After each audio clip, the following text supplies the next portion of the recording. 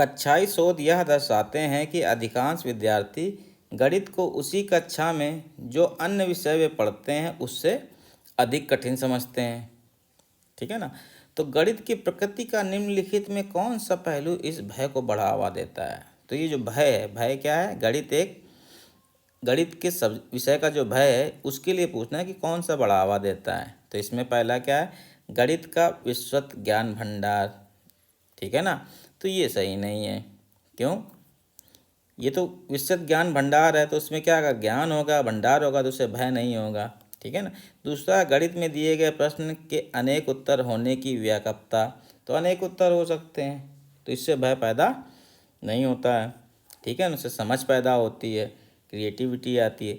गणित में किसी समस्या का समाधान करने के लिए कई अलग अलग प्रणालियों की व्यापकता। तो कई अलग अलग प्रणालियों से हमें पता चलता है कि किसी चीज़ के कई मेथड नहीं होते हैं, चीज़ें नहीं होती, कॉन्सेप्ट क्लियर होती है, तो ये भय नहीं पैदा करता है।